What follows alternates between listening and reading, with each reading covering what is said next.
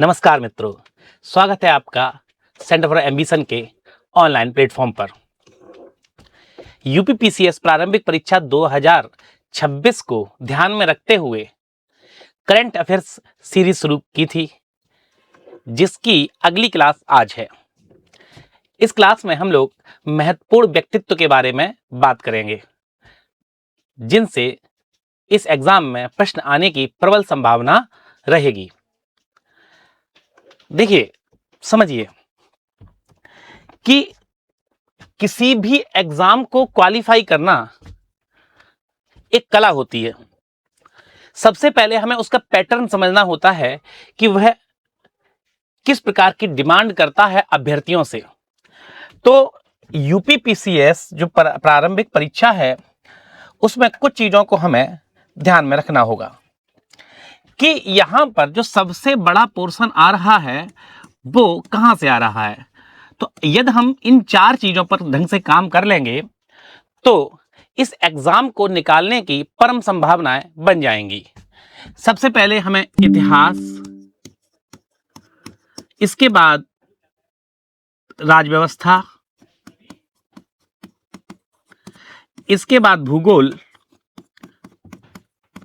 और साथ में करंट अफेयर्स। आपको पढ़ना सब कुछ है, लेकिन सबसे ज्यादा फोकस जो है वो इन्हीं सब्जेक्ट्स पर करना है, इन्हीं पोर्शंस पर करना है। तो इसी क्रम में यह क्लास करंट अफेयर्स की क्लास है, जो कि अल्टरनेटिव रूप से आपको एक दिन छोड़ के मिलेगी। इसके साथ ही एक इनिशिएटिव ये भी हमने तैयार किया है कि जिसमें हम आपको वो सारे पोर्शंस कवर कराएंगे जहां से प्रश्न बनने की प्रबल संभावना रहती है। तो हम शुरू करते हैं आज की क्लास। तो महत्वपूर्ण व्यक्तित्व की सीरीज में ये पहली क्लास है, तो इसको आज हम लोग समझेंगे। तो सबसे पहले व्यक्तित्व हैं इसमें धीरज सेठ। धीरज सेठ को हाल में ही भारत का 31वां थल सेना अध्यक्ष नियुक्त किया गया है। भारत की 3 प्रमुख सेनाएं होती हैं, थल सेना, वायुसेना और नौसेना। तो इनको थल सेना का अध्यक्ष नियुक्त किया गया है। ये 31वें नंबर के थल सेना अध्यक्ष हैं भारत के। इन्होंने उपेंद्र द्विवेदी का स्थान लिया, अर्थात इनसे पहले जो इस पद पर था उनका नाम था उपेंद्र द्विवेदी। स्वतंत्र भारत के पहले कमांडर इन चीफ। देखिए, अंग्रेजों के समय में जब भारत पर ब्रिटिशर्स का शासन था, तब थल सेना अध्यक्ष को कमांडर इन चीफ कहा जाता था। तो जो स्वतंत्र भारत, हमारा स्वतंत्र हुआ भारत कब हुआ? 15 अगस्त 1947 को। तो स्वतंत्र भारत के जो पहले थल सेना अध्यक्ष बने वो बने सर रॉबर्ट लोखार्ड। ठीक है। इसके बाद general Roy butcher commander in chief बने। देखिए, जो ये थे ना सर रॉबर्ट लोखार्ड, ये ब्रिटिश कमांडर इन चीफ थे और उसी समय भारत को स्वतंत्रता मिल गई और इन्होंने कुछ समय के लिए अपना कार्यकाल कंटिन्यू किया, इसलिए इन्हें भारत का पहला कमांडर इन चीफ या थल सेना अध्यक्ष कहा जाता है। इसके बाद भारत के थल सेना अध्यक्ष जो बने उनका नाम था रॉय बुचर। ठीक है, उनका नाम क्या था? रॉय बुचर। अब यहां पे समझना है कि जो रॉय बुचर थे, इन्होंने ही 15 जनवरी 1949 को पहले भारतीय commander in chief field marshal के एम करियप्पा को भारतीय सेना की कमान सौंपी। ठीक है, तो स्वतंत्र भारत के पहले कमांडर इन चीफ पूछा जाए तो कौन थे? रॉबर्ट लोखार्ड। ठीक, और पहले भारतीय थल सेना अध्यक्ष पूछे जाए तो कौन थे? मार्शल के एम करियप्पा। तो 15 जनवरी को जो जनरल रॉय बुचर थे, उन्होंने करियप्पा जी को भारतीय सेना की कमान सौंपी। इसीलिए प्रत्येक 15 जनवरी को सेना दिवस मनाया जाता है। ठीक, तो यहां पे 31वें नंबर के हैं ये, और 15 जनवरी को सेना दिवस मनाया जाता है। पहले जो थे लोखार्ड थे। ये बहुत महत्वपूर्ण फैक्ट्स हो जाते हैं। चलिए आगे चलते हैं। मेजर अभिलाषा बराक। ठीक, मेजर अभिलाषा बराक। ये भारत की मेजर है, एक भारतीय सेना की पहली महिला कॉम्बैट एविएटर बनी है। ठीक है, कॉम्बैट एविएटर का मतलब होता है ऐसी पायलट जो लड़ाकू विमान को उड़ाती हैं। तो ये भारतीय सेना की पहली कॉम्बैट एविएटर बनी। ठीक है, भारत में लड़ाकू विमान उड़ाने वाली पहली महिला बनी है मेजर अभिलाषा बराक। इन्हें लेबनान के यूनिफिल मिशन के तहत लैंगिक समानता को बढ़ावा देने के लिए, याद रखना किसके लिए, लैंगिक समानता को बढ़ावा देने के लिए, कौन से मिशन में, लेबनान के तहत। ठीक है, UN military gender advocate of the year पुरस्कार से सम्मानित किया गया। यह बहुत महत्वपूर्ण है। प्रश्न जो है मूल रूप से यहीं से बनेगा कि UN military gender advocate of the year पुरस्कार से किसको सम्मानित किया गया है, किसको, मेजर अभिलाषा बराक को। इनके बारे में इस तरीके से फैक्ट्स पूछे जा सकते हैं कि निम्नलिखित कथनों पर विचार करिए कि हाल में ही मेजर अभिलाषा बराक को UN military gender advocate of the year से सम्मानित किया गया। नंबर 2, ये भारत की दूसरी महिला कॉम्बैट एविएटर हैं। तो इसमें पहला कथन सही है, दोनों कथन सही है, दूसरा कथन सही है, दोनों कथन गलत है। तो पहला सही है, क्यों, क्योंकि इन्हें ही UN military gender advocate of the year पुरस्कार से सम्मानित किया गया है, जबकि ये पहली महिला कॉम्बैट एविएटर है, न कि दूसरी। ठीक, यह वैश्विक पुरस्कार प्राप्त करने वाली कौन सा, UN military gender advocate of the year तीसरी भारतीय सैन्य अधिकारी हैं। ठीक है, महिला सैन्य अधिकारी हैं। ठीक है, जिन्हें इस पुरस्कार से सम्मानित किया गया है। ठीक, चलिए अगला टॉपिक है आपका एन अलीम यूसुफ। ये केरल के, कहां के हैं, ये केरल के एक वनस्पति विज्ञानी हैं। एम अलीम यूसुफ कौन है, ये वनस्पति विज्ञानी हैं। इन्हें 2026 में पर्यावरण संरक्षण के क्षेत्र में सराहनीय कार्य के लिए WWF bird wide fund for nature national award से सम्मानित किया गया। बहुत महत्वपूर्ण हो जाता है कि एन अलीम यूसुफ कहां के रहने वाले हैं, तो ये केरल के रहने वाले हैं और इन्हें WWF के नेशनल अवार्ड से सम्मानित किया गया है। ठीक है, किसके लिए, पर्यावरण संरक्षण के लिए। अब यहां समझ लीजिए कि WWF पर्यावरण संरक्षण के लिए समर्पित एक संगठन है। ठीक है, इसकी स्थापना हुई थी 1961 में। फुल फॉर्म दी हुई है इसमें, क्या है, bird wide fund for nature, इसकी फुल फॉर्म है। ठीक है, इसकी स्थापना हुई थी 1961 में। ठीक है,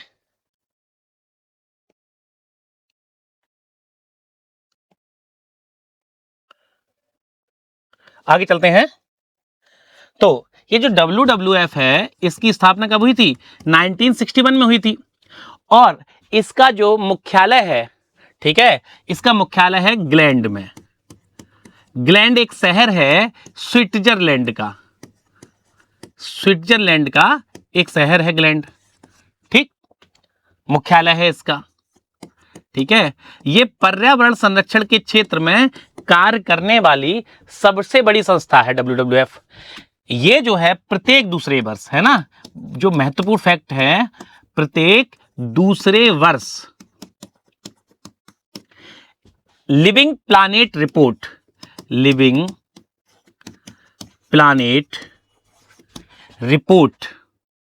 जारी करता है। ठीक है, ये बहुत महत्वपूर्ण हो जाता है। प्रश्न पूछा जा सकता है कि लिविंग प्लानेट रिपोर्ट कौन जारी करता है, तो WWF जारी करता है। इस रिपोर्ट में वो विश्व की सभी स्पीसीज को, चाहे वो वनस्पति की स्पीसीज हो और चाहे वो जीवों की स्पीसीज हो, इनको दर्ज करके बताते हैं कि पूरे विश्व में कितने प्रकार की स्पीसीज, प्रजातियां पाई जाती हैं। ठीक है, चलिए आगे चलते हैं हम। इन्होंने जो ये हैं एम अलीम यूसुफ, AI पर आधारित नियोफाइट आईडी, है ना, तो एक ऐप बनाया, है ना, एक मोबाइल एप्लीकेशन बनाया जिसका नाम क्या है, नियोफाइट आईडी। यह ऐप केवल पौधे की तस्वीर खींचकर यह पहचान लेता है कि वह पौधा पर्यावरण को नुकसान पहुंचाने वाली आक्रामक प्रजाति का है या नहीं। ठीक है, आक्रामक प्रजाति ऐसी प्रजातियां होती हैं जो वहां की स्थानीय प्रजातियों के लिए खतरा उत्पन्न कर सकती हैं। जैसे हरित क्रांति के दौरान हमारे यहाँ जो मैक्सिको से हाइब्रिड बीज मंगाया गया था, तो उसके साथ गाजर घास नाम की एक आक्रामक प्रजाति आ गई जिसने यहाँ की स्थानीय जैव विविधता को खत्म कर दिया। वो ज्यादा तेजी से बढ़ जाती है और स्थानीय जैव विविधता का पतन होने लगता है। ठीक है, चलिए आगे। एडमिरल कृष्णा स्वामीनाथन। ठीक है, अभी हम धीरज सेठ के बारे में पढ़ चुके हैं, आगे है एडमिरल कृष्णा स्वामीनाथन। भारतीय नौसेना के ये 27वें अध्यक्ष बने हैं। ठीक है, वो बने थे भारतीय थल सेना के 31वें अध्यक्ष। ये भारतीय नौसेना के, जो भारतीय नेवी है, इंडियन नेवी है, उसके 27वें अध्यक्ष बने हैं। भारतीय नौसेना के बारे में थोड़ा सा समझ लेते हैं जहां से प्रश्न बनने की संभावना रहती है। भारतीय नौसेना का गठन 1612 में ईस्ट इंडिया कंपनी मरीन के रूप में हुआ था। आपको पता है कि ईस्ट इंडिया कंपनी का गठन 1600 में हुआ था। उसके बाद ये लोग व्यापार करने के लिए भारत में आए थे और उसी समय इन्होंने ईस्ट इंडिया कंपनी मरीन नामक एक संस्था स्थापित की थी जो कि एक तरीके से नेवी का काम करती थी। आगे चलकर यही एक्सटेंड होती रही है, इसी में बढ़ोतरी होती रही है। बाद में इसका नाम बदल कर क्या कर दिया गया, रॉयल इंडियन नेवी कर दिया गया। ठीक है, इसी का नाम बदल कर क्या कर दिया गया, रॉयल इंडियन नेवी कर दिया गया। ठीक है, यह ब्रिटिश सरकार के अंतर्गत कार्य करती थी। कौन, रॉयल इंडियन नेवी। 26 जनवरी 1950 को भारत स्वतंत्र हो चुका था, है ना। उसके बाद 26 जनवरी 1950 को भारत गणतंत्र भी हो चुका था, को इसका नाम बदल कर क्या कर दिया गया, भारतीय नौसेना कर दिया गया। ठीक है, इंडियन नेवी कर दिया गया। 22 एडमिरल सर एडवर्ड पेरी स्वतंत्र भारत के पहले नौसेना अध्यक्ष थे। ठीक है, तो वर्तमान कौन नियुक्त हुए हैं, एडमिरल कृष्णा स्वामीनाथन नियुक्त हुए और भारत के, स्वतंत्र भारत के कौन थे, एडवर्ड पेरी थे। ठीक है, और इसका जो भारतीय नौसेना नाम हुआ है वो 26 जनवरी 1950 को हुआ है। ठीक है, चलिए आगे पढ़ते हैं। NS राजा सुब्रमणी। ठीक है, ये भारत के तीसरे चीफ ऑफ डिफेंस स्टाफ बने, CDS बने हैं। ठीक है, ओके। यह पद कब बना था, 2019 में बनाया गया था। देखिए 2019 में भारतीय प्रधानमंत्री नरेंद्र मोदी ने, ठीक है, 15 अगस्त को लाल किले से इस पद की घोषणा की थी। इस पद की घोषणा की थी। ठीक है, यह बहुत महत्वपूर्ण फैक्ट है कि इस पद की घोषणा कहां से की थी, लाल किले से की थी 15 अगस्त 2019 को। ठीक है, इसका काम क्या होता है, तीनों सेनाओं में समन्वय स्थापित करना। ठीक है, और प्रथम CDS जो बने वो बिपिन रावत बने। कब बने थे ये, 2020 में। ठीक है, ये 2020 में भारत के पहले CDS बने, चीफ ऑफ डिफेंस स्टाफ। ठीक है, चीफ ऑफ डिफेंस स्टाफ बने ये।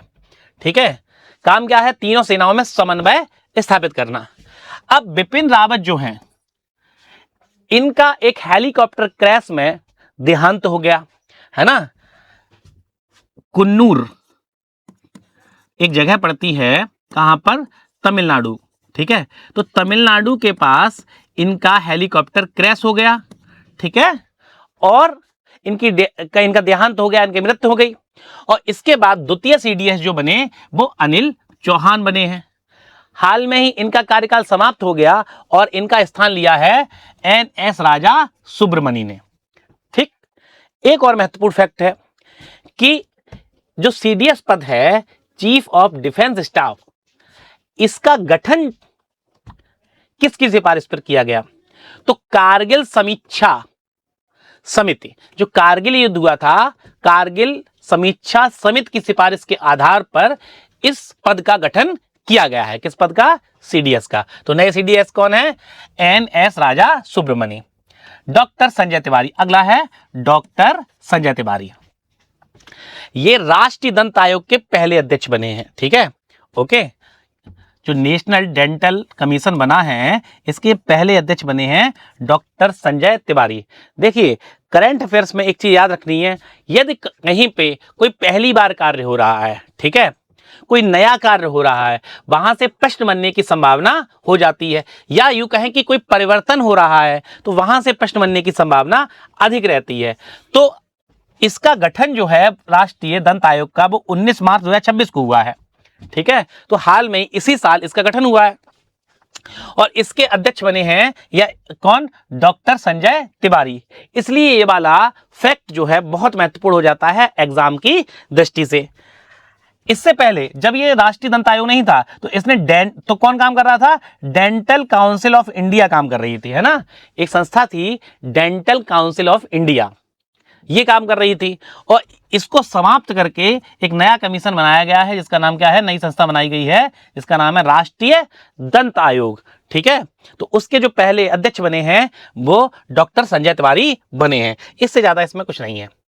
बहुत महत्वपूर्ण है। ए के बाल सुब्रमण्यम, ठीक है, ओके। परमाणु ऊर्जा नियामक बोर्ड के नए अध्यक्ष बने हैं। परमाणु ऊर्जा का रेगुलेटरी अथॉरिटी जो होती है, कमीशन जो है, ठीक है, बोर्ड जो है, उसके अध्यक्ष बने हैं। हमारे यहाँ डॉक्टर होमी जहांगीर भाभा को भारत में परमाणु कार्यक्रम का जनक माना जाता है, और परमाणु कार्यक्रम का मुख्य उद्देश्य है भारत को स्वच्छ ऊर्जा प्रदान करना। अब परमाणु ऊर्जा से बड़ी मात्रा में रेडिएशन फैलने की समस्या रहती है जिससे पूरी मानवता पर संकट आ सकता है। इस वजह से इसका जो विस्तार किया जाए परमाणु ऊर्जा का, वो नियंत्रण में रहकर किया जाए। इस कार्य के लिए यह संस्था बनाई गई है। क्या नाम है इसका? परमाणु ऊर्जा नियामक बोर्ड। ठीक है, कि परमाणु ऊर्जा का किस तरीके से प्रसार किया जाएगा जिससे मानवता को किसी प्रकार का नुकसान न हो। इसके अध्यक्ष कौन बने हैं? ए के बाल सुब्रमण्यम बने हैं। ये जो संस्था है, कौन सी? परमाणु ऊर्जा नियामक बोर्ड, इसका गठन हुआ था 15 नवंबर 1983 को। ठीक है, और मुख्यालय कहां है इसका? मुंबई में। यह संगठन जो है यह परमाणु ऊर्जा आयोग के प्रति जवाबदेह है। परमाणु ऊर्जा आयोग भारत में परमाणु ऊर्जा विकास से संबंधित, परमाणु ऊर्जा के शोध से संबंधित सबसे बड़ी संस्था है, जिसको सीधे पीएम देखते हैं। ठीक है, इसको सीधे कौन देखते हैं? पीएम देखते हैं, उसको रिपोर्ट करता है। परमाणु ऊर्जा से जुड़ी नीतियों को बनाने और उनके क्रियान्वयन की निगरानी, ठीक है, उनके क्रियान्वयन की निगरानी कौन करता है? परमाणु ऊर्जा आयोग करता है। ठीक है, अभी बताया हमने कि जो परमाणु ऊर्जा के विस्तार से संबंधित नीतियां बन रही हैं उनकी पूरी जानकारी, है ना, रखता है कौन? परमाणु ऊर्जा आयोग, और उसकी क्या करता है? उसकी वो निगरानी करता है। ठीक, इसका गठन कब हुआ था? 1948 में। तो याद रखना है कि जो परमाणु ऊर्जा नियामक बोर्ड है इसका स्थापना कब हुआ है? 1983 में, और जो परमाणु ऊर्जा आयोग है इसकी स्थापना हुई है 1948 में।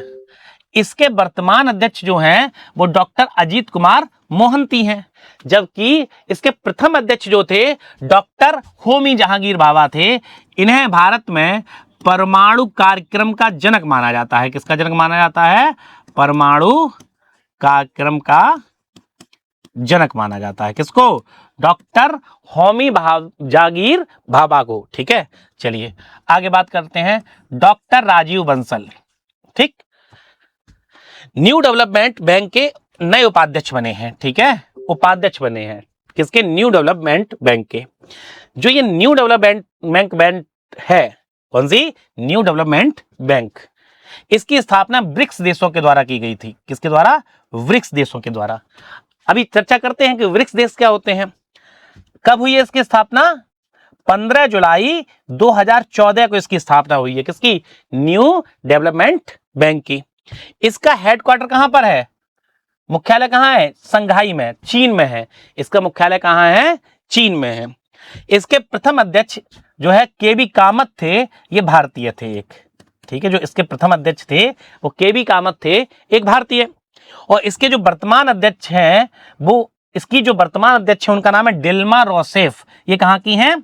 ब्राजील की हैं। कौन? डिल्मा रोसेफ। ये जो डिल्मा रोसेफ हैं ये ब्राजील की राष्ट्रपति भी रह चुकी हैं, ठीक है। वर्तमान में ये न्यू डेवलपमेंट बैंक की अध्यक्षा हैं। अब देखिए, जो न्यू डेवलपमेंट बैंक है इसमें एक से अधिक उपाध्यक्ष होते हैं, उनमें से एक पद मिला है डॉक्टर राजीव बंसल को। अब ब्रिक्स के बारे में समझ लीजिए, ठीक है। थोड़ा सा ब्रिक्स जो है बहुत महत्वपूर्ण टॉपिक है ये। इसका जो औपचारिक गठन है वो 2006 में हुआ था। इसका औपचारिक गठन कब हुआ था? 2006। औपचारिक गठन कब हुआ? 2006 में हुआ है, ठीक।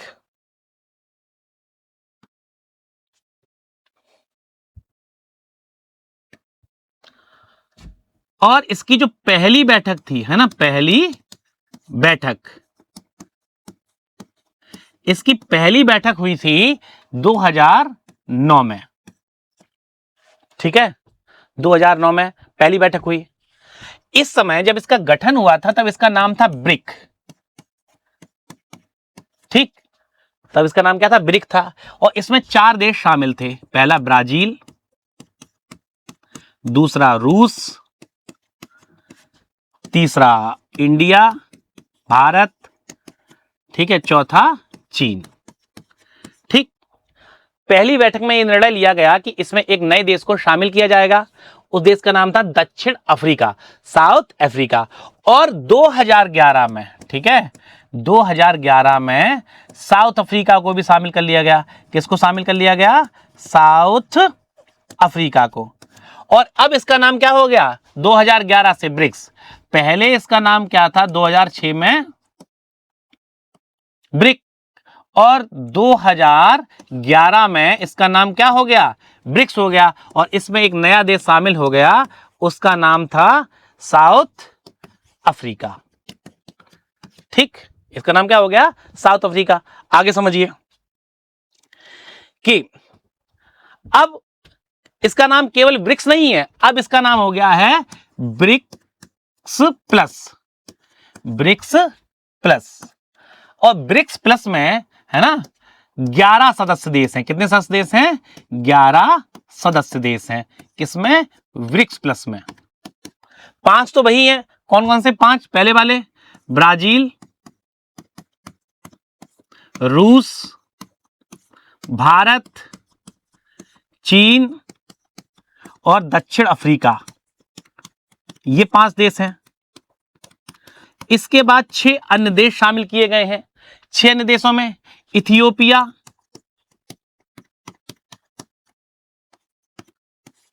मिस्र, ठीक, ईरान, सऊदी अरब,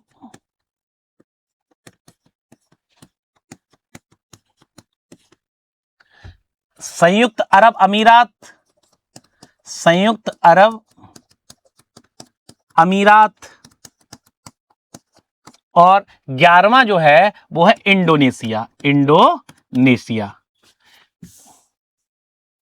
11वां देश कौन सा है? इंडोनेशिया। तो ये 11 देश इसमें शामिल हैं। किसमें? ब्रिक्स प्लस में। अब इसका नाम क्या हो गया है? ब्रिक्स प्लस, 11 देश। अब एक और महत्वपूर्ण करंट अफेयर्स है जो ब्रिक्स से संबंधित है कि 2026 में, है ना, 2026 में ब्रिक्स की, जो ब्रिक्स प्लस है, कि 18वीं बैठक कहां होगी? ये आयोजित की जाएगी नई दिल्ली में, ठीक है। बहुत महत्वपूर्ण है। ये बैठक सितंबर में होगी। कब होगी ये? सितंबर में, है ना। अगली बैठक जो है 18वें नंबर की, है ना, 18वीं बैठक कहां पे आयोजित की जाएगी? नई दिल्ली में। और यहां पर एक और फैक्ट बता देते हैं कि 2025 में इसकी जो 17वीं बैठक थी, 17वीं बैठक, है ना, वो आयोजित की गई थी रियो डी जेनेरियो में। रियो डी जेनेरियो ये कहां पर है? ब्राजील में है। ठीक, ये इससे संबंधित फैक्ट्स हैं। क्लियर? चलिए आगे चलते हैं। अब सोनाली मिश्रा, ठीक है, सोनाली मिश्रा। सोनाली मिश्रा को हाल में ही रेलवे सुरक्षा की पहली महिला महानिदेशक के रूप में नियुक्त किया गया। ठीक है, हमने पहले बताया था कि जहां पर भी कोई कार्य पहली बार होता है तो वहां से प्रश्न बनने की संभावना होती है। इसके साथ ही 21वीं सदी जो है वो महिला सशक्तिकरण की सदी है।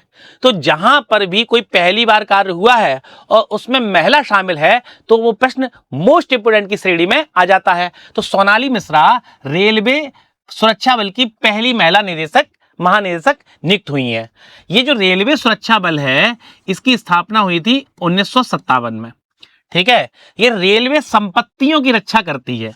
जो आरपीएफ है ये भारतीय रेलवे के अधीन है और रेलवे संपत्तियों की रक्षा करती है और ये केंद्र सरकार के अधीन है। ठीक है, ये केंद्र सरकार के अधीन है। अब यहां पे एक समझ लीजिए कि रेलवे की सुरक्षा से संबंधित दो प्रकार की फोर्सेज हैं। एक तो हम लोग बात कर चुके रेलवे की आरपीएफ की। ठीक है, आरपीएफ मतलब रेलवे प्रोटेक्शन फोर्स 1957 में स्थापना हुई थी और ये किसके अधीन है? केंद्र सरकार के अधीन है। ठीक, ओके। इसके अलावा एक और पुलिस होती है जो रेलवे की रक्षा से संबंधित है लेकिन दूसरी तरीके से, उसका नाम है जीआरपी। आपने सुना होगा जीआरपी। ठीक, इसको कहते हैं गवर्नमेंट रेलवे पुलिस। ठीक है, क्या कहते हैं इसे? गवर्नमेंट रेलवे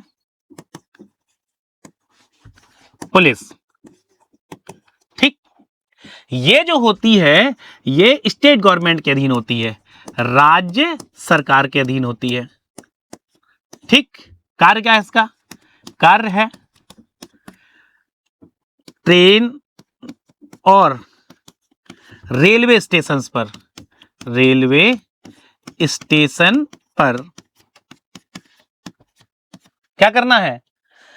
कानून व्यवस्था बनाए रखना है। कानून व्यवस्था बनाए रखना है इसका कार्य। ठीक है, किसका? जीआरपीएफ का, जीआरपी का। ठीक है, राज्य सरकार के अधीन होती है। ठीक है, जो किसी भी राज्य की सामान्य पुलिस होती है उसमें से ही कुछ लोगों को जीआरपी में शामिल कर दिया जाता है। जैसे उत्तर प्रदेश की पुलिस है उसको जीआरपी में शामिल कर दिया जाएगा, है ना। मध्य प्रदेश की पुलिस है तो मध्य प्रदेश में उसे जीआरपी में शामिल कर दिया जाएगा। तो कुछ रूटों को जीआरपी में शामिल कर दिया जाता है। ठीक है, चलिए आगे। आस्था पूर्णिया एक महत्वपूर्ण क्वेश्चन है आस्था पूर्णिया को लेकर।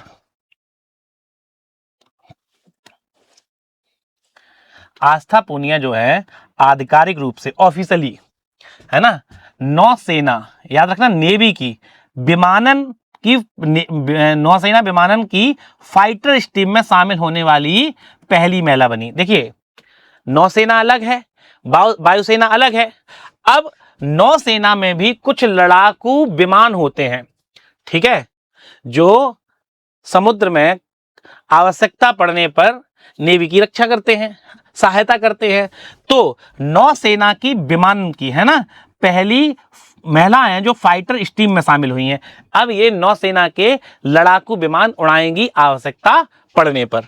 ठीक, इन्हें विशाखापत्तनम में विंग्स ऑफ गोल्ड से सम्मानित किया गया, है ना, मतलब स्वर्ण पंखों से सम्मानित किया गया। ये एक सम्मान होता है ना। चलिए इतना ही याद रखना है, इसमें और कुछ नहीं है। आगे सुदर्शन पटनायक। ठीक है, सुदर्शन पटनायक ये भारत के एक बहुत फेमस, है ना, कौन है? सैंड आर्टिस्ट है ना, रेत कलाकार है ना। आपने देखा भी होगा कि ये रेत से विभिन्न प्रकार की कलाकृतियां बनाया करते हैं। इन्हें भारतीय जनगणना 2027 का ब्रांड एम्बेसडर चुना गया है। ठीक है, समझिए इसमें कि 2027 में है ना, 2027 में भारत की 16वीं जनगणना होनी है। कौन से नंबर की होनी है? 16वीं। ओवरऑल ये 16वीं जनगणना है, ठीक, भारत की। ठीक है, चलिए, समझ में आया कि नहीं? वैसे अगर स्वतंत्र भारत की देखी जाए तो 51 स्वतंत्र भारत की कौन सी होगी? पहली 51 में हुई, दूसरी 1961 में हुई, तीसरी 1971 में हुई, चौथी 81 में, पांचवी 91 में, छठवीं 2001 में और सातवीं 2011 में। और आठवीं कब होगी? ये आठवीं होगी 2026 में। ठीक है, तो ये आठवीं जनगणना होगी स्वतंत्र भारत की। तो 16वीं है कुल, ठीक है, और आठवीं जो होगी ये किसकी होगी? स्वतंत्र भारत की। तो इसके ब्रांड एम्बेसडर कौन बने हैं? इसके ब्रांड एम्बेसडर बने हैं सुदर्शन पटनायक। एक आध चीज और समझ लीजिए इसके बारे में। इसका जो आदर्श वाक्य है ना, ओके, इसका आदर्श वाक्य जो है वो है जन भागीदारी से जन कल्याण। जन कल्याण, ठीक है, जन भागीदारी से जन कल्याण। ठीक है, चलिए आगे समझते हैं। अब इसके कुछ शुभंकर हैं। मस्कट, शुभंकर क्या होता है? मस्कट होते हैं, है ना, प्रतीक चिन्ह एक तरीके से। तो दो लोग हैं इसके, है ना, एक है महिला प्रगति, है ना, प्रगति एक महिला है, ठीक, और विकास एक पुरुष है। ठीक है, विकास एक कौन है? पुरुष। अब पुरुष में क्या है? ये प्रगणक हैं, प्रगणक अर्थात, और ये महिला प्रगणक है, प्रगणक अर्थात ये लोग क्या करेंगे? ये जनगणना करेंगे। ठीक है, अंग्रेजी में इनके लिए एक शब्द उपयोग हुआ है, एम्यूनरेटर,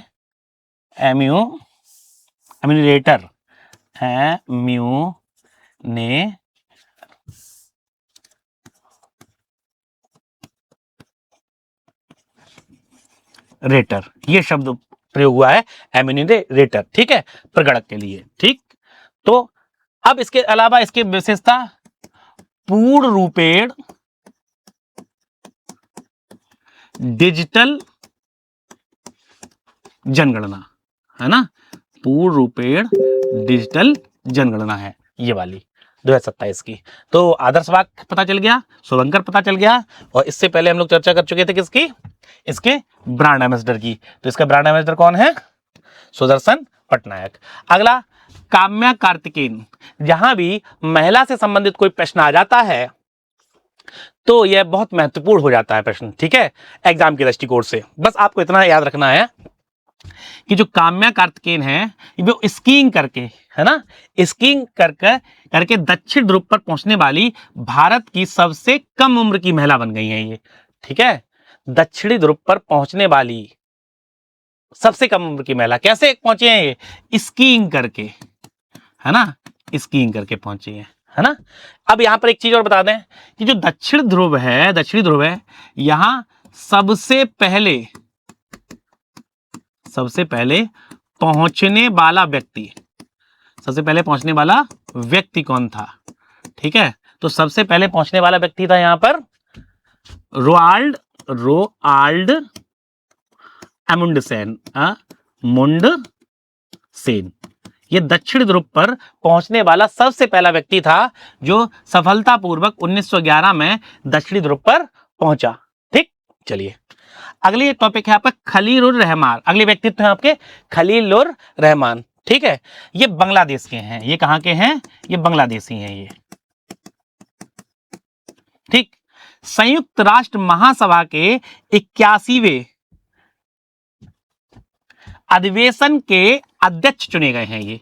किसके? संयुक्त राष्ट्र महासभा के 81वें अधिवेशन के अध्यक्ष चुने गए हैं। महासभा संयुक्त राष्ट्र के 6 अंगों में से एक भाग है।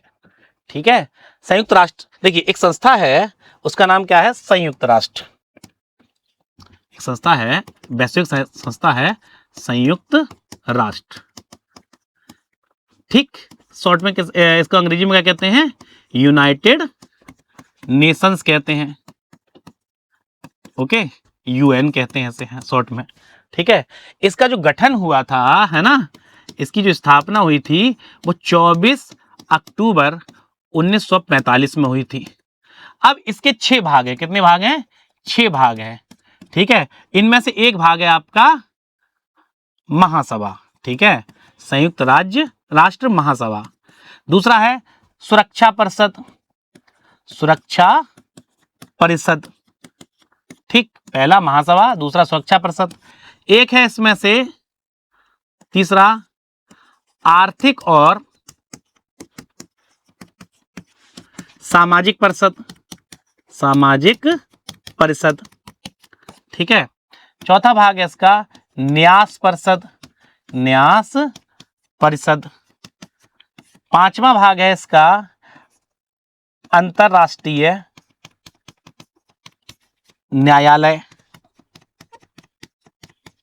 और छठवां भाग जो है इसका वो है सचिवालय, ठीक है। छठवां भाग कौन सा है? सचिवालय। तो ये 6 भाग हैं किसके? यूएन के, संयुक्त राष्ट्र के। अब उसमें से जो महासभा है, ठीक है, महासभा की 81वीं बैठक के या अधिवेशन के अध्यक्ष कौन चुने गए हैं? खलीलुर रहमान चुने गए हैं, ठीक है। महासभा जो है संयुक्त राष्ट्र का मुख्य विचार विमर्श, नीति निर्धारक और प्रतिनिधि अंग है। इसे विश्व की लघु संसद भी कहा जाता है। मोस्ट इंपोर्टेंट है ये प्रश्न हो गया मोस्ट इंपोर्टेंट कि लघु संसद किसे कहा जाता है विश्व की? उसे किसे कहा जाता है? संयुक्त राष्ट्र महासभा को। किसको कहा जाता है? संयुक्त यूएन महासभा को कहा जाता है। 1953 में भारत की विजय लक्ष्मी पंडित, ये जवाहरलाल नेहरू की सिस्टर थी, बहन थी, महासभा के 8वें सत्र की पहली महिला अध्यक्षा चुनी गई थी ये, ठीक है। तो जो महासभा है, संयुक्त राष्ट्र महासभा है, इसकी पहली महिला अध्यक्षा जो चुनी गई थी इसके अधिवेशन की, वो कौन थी? बैठक की अध्यक्षा चुनी गई हैं, वो विजय लक्ष्मी पंडित थी। ये जो 1953 में 8वें सत्र की अध्यक्षा चुनी गई थी। और खलीलुर रहमान किसके चुने गए हैं? 81वें सत्र के, ठीक है। चलिए अब एक और चीज समझ लीजिए इसके बारे में। इसका जो पहला सत्र है वो आयोजित किया गया था 1946 में। कब आयोजित किया गया था? पहला सत्र, ठीक है, किसका? यूएन महासभा का। 1946 में। कहां पर? लंदन में।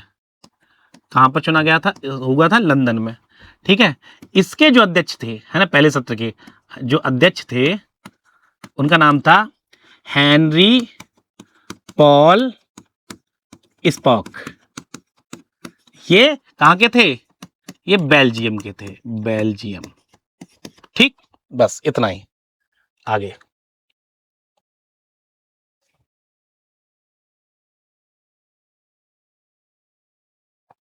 चलिए अब आगे चलते हैं।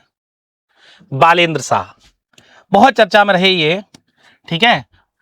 नेपाल के सबसे युवा प्रधानमंत्री हैं, 47वें नंबर के। नेपाल जो कि हमारा पड़ोसी देश है ना, उसके सबसे युवा प्रधानमंत्री हैं, है ना, बालेंद्र शाह। भारत में इन्होंने अपनी इंजीनियरिंग की पढ़ाई पूरी की है ना, डिग्री पूरी की है। वे 2022 में नेपाल की राजधानी काठमांडू के सबसे युवा मेयर भी चुने गए थे, ठीक है। बस हमें बालेंद्र शाह को याद रखना है क्योंकि ये बहुत ज्यादा चर्चा में रहे हैं पिछले 1 साल में। इन्होंने नेपाल में भ्रष्टाचार विरोधी आंदोलन चलाया था, जिसे जैन जेड आंदोलन या जैन जी आंदोलन भी कहा जाता है। तो बालेंद्र शाह के बारे में कुछ खास नहीं याद रखना, बस इतना याद रखना है कि ये नेपाल के सबसे युवा प्रधानमंत्री बने हैं और कौन से नंबर के? 47वें नंबर के बने हैं। अगले प्रोफेसर हरमन कुलके, ठीक, ये एक जर्मन साहित्यकार है। अब जर्मन साहित्यकार हम यहां क्यों पढ़ रहे हैं? ये जर्मन साहित्यकार भले हैं, लेकिन इन्होंने सबसे ज्यादा जो काम किया है वो उड़ीसा की संस्कृति और इतिहास पर किया है। इन्हें उड़ीसा की संस्कृति और इतिहास का विश्व स्तर पर सबसे प्रमुख विद्वान माना जाता है, ठीक है। किसका? उड़ीसा की संस्कृति का, ठीक है। उड़ीसा के इतिहास पर इन्होंने बहुत काम किया है। 2010 में भारत सरकार ने पद्मश्री से भी सम्मानित किया, ठीक है। और इनकी चर्चित पुस्तकें हैं अ हिस्ट्री ऑफ इंडिया और किंग्स एंड कल्ट, ये इनकी पुस्तकें हैं। तो ये याद रखना है हमें कि जर्मन से संबंधित हैं और उड़ीसा की संस्कृति और इतिहास पर बहुत ज्यादा काम किया है। चर्चा में इसलिए रहे क्योंकि हाल में ही इनका निधन हो गया। ठीक है, प्रोफेसर हरमन कुलके का। ठीक, इसके अलावा कुछ नहीं इसमें। मियां अमोर मोटली, जहां भी किसी महिला का नाम आ जाता है ना, तो वो प्रश्न बहुत ज्यादा महत्वपूर्ण हो जाता है परीक्षा के दृष्टिकोण से, क्योंकि महिला सशक्तिकरण का युग है। आगे चलते हैं। ये जो मियां अमोर मोटली हैं, ये लगातार तीसरी बार बारबाडोस की प्रधानमंत्री चुनी गई हैं। ठीक है, बारबाडोस की, और साथ ही ये बारबाडोस की पहली प्रधानमंत्री भी है। लगातार तीसरी बार चुनी गई है। पहली बार ये चुनी गई थी 2018 में, तब से लगातार प्रधानमंत्री बनी हुई है बारबाडोस की। बारबाडोस एक कैरिबियन द्वीप है। ठीक है, कैरिबियन सागर में स्थित है ना। वहां के सभी द्वीप समूहों को मिला के, जो कैरिबियन सागर है, वहां के सभी द्वीप समूहों को मिला के क्या कहा जाता है? वेस्ट इंडीज कहा जाता है। ठीक, तो वहां का एक देश है ये बारबाडोस। इसकी राजधानी क्या है? Bridge town. ठीक, बारबाडोस जो है ये भी अतीत में ब्रिटेन का गुलाम रहा है ना। 2021 में ब्रिटिश राजशाही को पूरी तरह समाप्त कर संसदीय गणराज्य बनाया गया। ठीक है, 2021 से पहले यहां पर क्या था? यहां पर था संसदीय राजतंत्र। ठीक है, क्या था यहां पर? संसदीय राजतंत्र था। ठीक, अर्थात ब्रिटेन का जो महाराज या महारानी होती थी, वो यहाँ का प्रमुख प्रथम नागरिक समझा जाता था, और सरकार यहाँ पे होती थी जो पार्लियामेंट के अनुसार अपना शासन चला रही थी। ठीक है, पार्लियामेंट के द्वारा अपनी शासन चला रही थी, इसलिए क्या कहा जाता था? इसे संसदीय राजतंत्र कहा जाता था। लेकिन 2021 में इन्होंने पूरी तरीके से राजतांत्रिक प्रणाली को हटा दिया और अपने आप को ब्रिटेन से पूरी तरीके से स्वतंत्र कर लिया, और अभी क्या बन गया है? संसदीय गणराज्य बन गया है। बहुत महत्वपूर्ण चीज है कि यहां का राष्ट्रीय खेल क्रिकेट है, इसलिए महत्वपूर्ण हो जाता है। ठीक है, प्रसिद्ध cricketer sir Garfield Sobers, Gordon Greenidge, Desmond Haynes और Malcolm Marshall, Jofra Archer, Jason Holder इत्यादि का जन्म यहीं पर हुआ है। ये सभी क्रिकेटर्स जो है, sir Garfield Sobers, Gordon Greenidge, Desmond Haynes, Malcolm Marshall, ये क्रिकेट इतिहास के सबसे महान क्रिकेटर्स में से रहे हैं जो कि बारबाडोस से संबंधित थे। इसके अलावा जोफ्रा आर्चर चर्चा में रहा, आप आईपीएल वगैरह हम देखते रहते होंगे इसे। ये खेलता तो इंग्लैंड के लिए है। कहां के लिए खेलता है? ये इंग्लैंड के लिए, लेकिन इसका जन्म कहां हुआ था? बारबाडोस में ही हुआ था। ठीक है, बस। गजाला हाशमी भारतीय मूल की अमेरिकी राजनीतिज्ञ हैं। ये भारतीय मूल की है ना। अब देखिए क्यों महत्वपूर्ण है। ये भारतीय मूल की भी हैं, महिला भी हैं, और क्या महत्वपूर्ण है इनमें? अमेरिका के वर्जीनिया प्रांत की पहली लेफ्टिनेंट गवर्नर बनी। अब भारतीय मूल की हैं, महिला भी हैं, साथ में मुसलमान भी है, और ब्रिटेन अमेरिका में जाकर वहां की लेफ्टिनेंट गवर्नर बन जाती हैं, इसलिए महत्वपूर्ण हो जाती हैं। ठीक है, इनका जन्म कहां हुआ था? हैदराबाद में हुआ था। तो गजाला हाशमी यूएसए के वर्जीनिया प्रांत की कौन बनी है? लेफ्टिनेंट गवर्नर बनी है। इनका जन्म भारत के हैदराबाद में हुआ था। ठीक है, चलिए अगला है खालिद अल एनानी, मिस्र के प्रसिद्ध इतिहासकार और पुरातत्वविद तथा राजनयिक भी हैं। ये कौन है? राजनयिक भी हैं ये। ठीक है, कौन? खालिद एन अलानी। ठीक, यूनेस्को के 12वें महानिदेशक बने हैं। यूनेस्को एक अंतरराष्ट्रीय संस्था है, इसके ये 12वें महानिदेशक बने हैं, है ना। United Nations educational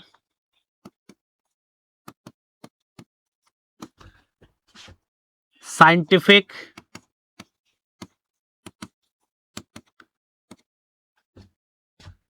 and Cultural Organization. ठीक है, इसकी फुल फॉर्म है ऑर्गेनाइजेशन। ठीक है, इसकी फुल फॉर्म है ना, United Nations Educational Scientific and Cultural Organization. इसका जो गठन हुआ था वो 15 नवंबर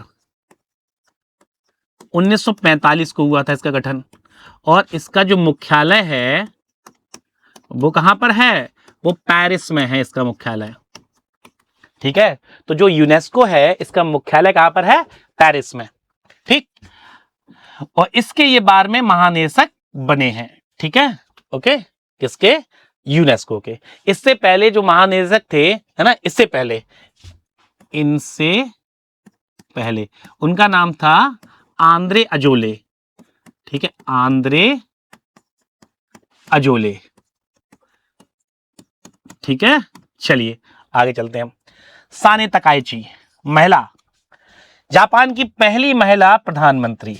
साने तकाइची जो है जापान की पहली महिला प्रधानमंत्री बनी है। ये तो महत्वपूर्ण है ही, साथ ही ये और महत्वपूर्ण है कि ये 1 से 3 जुलाई 2026 तक भारत की यात्रा पर रही। तो दोनों फैक्ट बहुत महत्वपूर्ण हो जाते हैं। साने तकाइची जापान की पहली महिला प्रधानमंत्री और ये भारत की यात्रा पर भी रही हैं। इन्होंने यहां पर 16वें भारत जापान वार्षिक शिखर सम्मेलन में भाग लिया। तो ये 16वें भारत जापान शिखर सम्मेलन में भाग लेने के लिए आई थी। इन्हें राष्ट्रपति भवन में गार्ड ऑफ ऑनर से सम्मानित किया गया, है ना। गार्ड ऑफ ऑनर जो है एक बहुत विशेष सम्मान होता है, ठीक है, जो राष्ट्राध्यक्षों को दिया जाता है, इसे सम्मानित किया गया। अब थोड़ा सा जापान के बारे में समझ लेते हैं। जापान जो है ना, जापान की संसद जो है इसको कहा जाता है नेशनल डाइट कहा जाता है। क्लियर? और इसको जापानी भाषा में कहा जाता है या स्थानीय भाषा में कहा जाता है कोक्काई। ठीक है, इसे स्थानीय भाषा में कोक्काई कहा जाता है। आगे चलते हैं।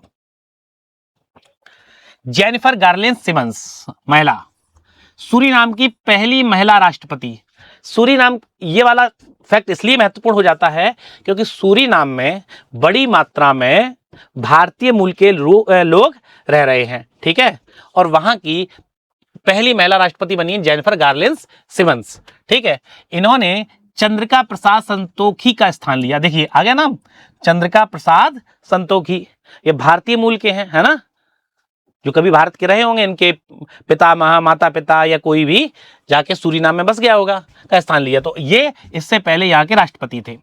सूरीनाम जो है एक दक्षिण अमेरिकी देश है। ठीक है, ये क्या है? एक दक्षिण अमेरिकी देश है और इसकी राजधानी है पारामारिबो। राजधानी क्या है इसकी? पारामारिबो है। वैसे तो यहाँ की आधिकारिक भाषा डच है ना, यहाँ की आधिकारिक भाषा क्या है? डच। लेकिन यहाँ भोजपुरी भी बड़े पैमाने पर बोली जाती है ना। तो बड़ी मात्रा में यहाँ से बिहार से लोग माइग्रेट होकर सूरीनाम में गए, बस गए, है ना, अतीत में। और आज भारतीय मूल के सदस्यों की संख्या यहाँ पर बहुत ज्यादा है। ठीक, इसलिए वाला फैक्ट महत्वपूर्ण हो जाता है। और आज की क्लास का अंतिम फैक्ट है, जनरल लेफ्टिनेंट जनरल सुसान कायल, कापल नहीं है ये, एक्चुअली कायल है, कायल। ठीक है, एक लाइन पढ़नी है, चूंकि महिला है एग्जाम की दृष्टि से महत्वपूर्ण हो जाता है। ऑस्ट्रेलिया की पहली महिला सेना प्रमुख बनी है। ठीक है, ऑस्ट्रेलिया की पहली महिला सेना प्रमुख बनी है। तो इस प्रकार आज का सेशन समाप्त होता है। परसों करंट अफेयर्स की एक अगली सीरीज में मिलेंगे, जिसमें एक निश्चित टॉपिक को कवर किया जाएगा, जहां से अधिक मात्रा में प्रश्न आने की संभावना रहती है। इसी प्रकार की और जानकारी के लिए तथा अपनी यूपीपीसीएस प्रारंभिक परीक्षा को और धारदार बनाने के लिए जुड़े रहिए सेंटर फॉर एम्बिशन के ऑनलाइन प्लेटफॉर्म से। धन्यवाद।